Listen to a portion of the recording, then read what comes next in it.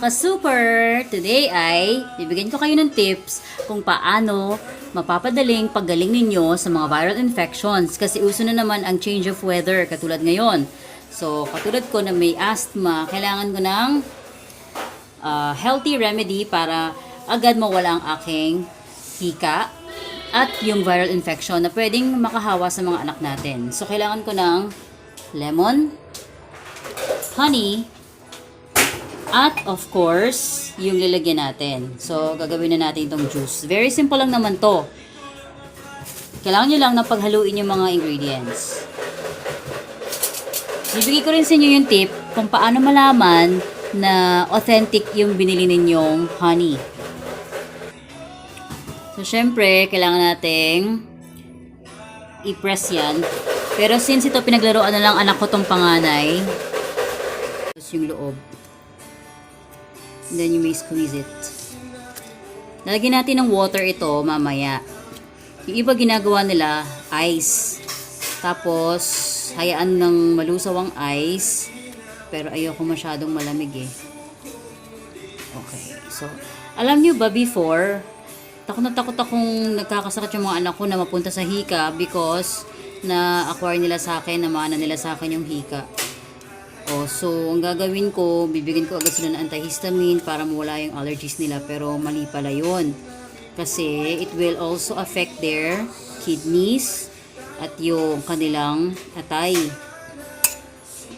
Pag lagi nagsisynthetic na gamot, ang tendency ay humihina ang kanilang kidneys since they are still young. So, ang magandang remedy doon ay fruits, vegetables. Palakasin ang kanilang immune system. So, maglagay na tayo dito ng water.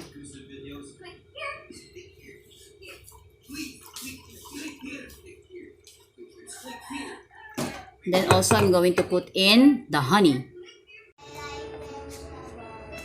That's good. I'll give you more vegetables.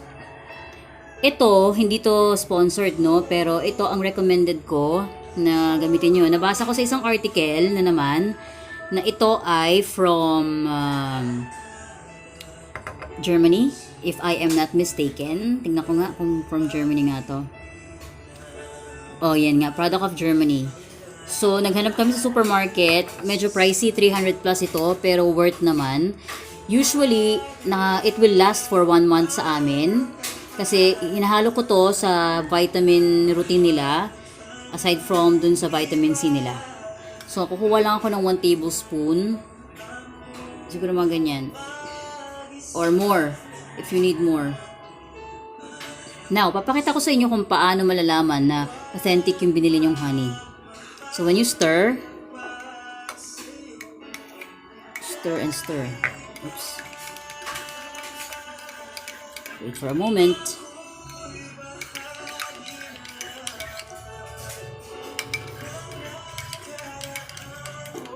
Teka, cover muna natin to.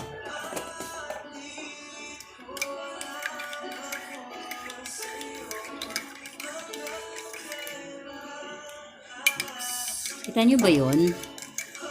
Kita nyo ba yun? Yan. Gradually.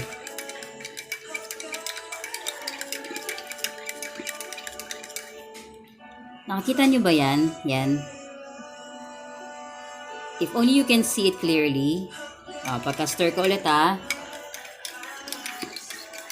yung honey na tira sa spoon, nag-perform ng ganitong shape. Yung shape na ganito ng honeycomb. Para siyang hexagon. I cannot tell exactly. I think hexagon ata. Hindi ako magaling sa mga ganyang shapes. Lalagay ko dyan kung hexagon yung shape na yon. Nagpo-form siya ng hexagon na shapes.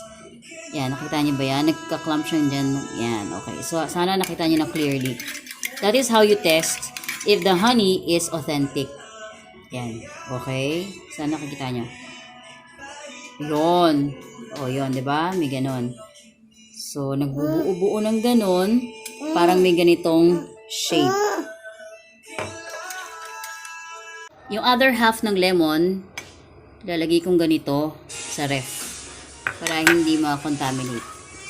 So, ayan. I hope na yung tip ko ay naging helpful sa inyo. At I hope lahat ng mga nagkakaroon ng mga sakit dyan, sipon, ubo, it will help also to soothe your throat sa pag-inom nitong citrus fruit.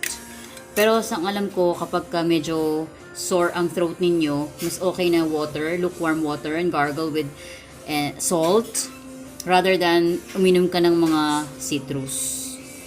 So I hope it will help you.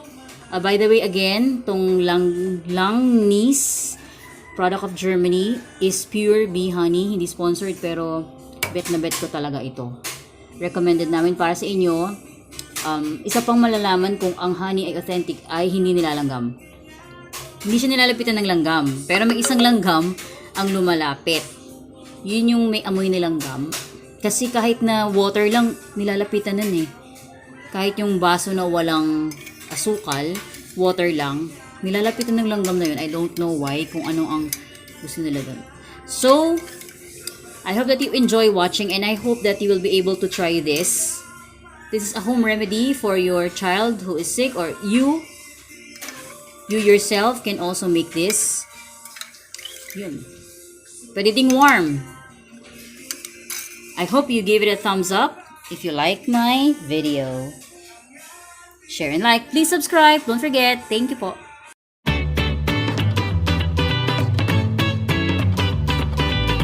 Hello mga ka-super. Babahagi ko lang sa inyo kung paano malalaman na legit ang honey. So ito may konting honey natira.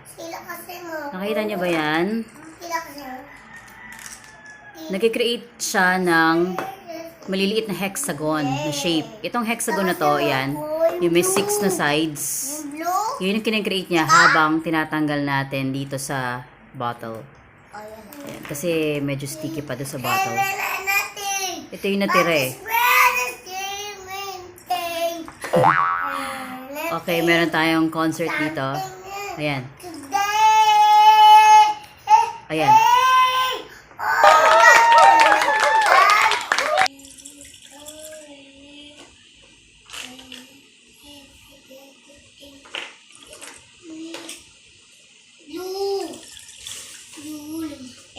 Ayun. Medyo may konti dito. Nagkakaroon siya ng shape na ganon. Nito, hexagon. That means it is a legitimate honey.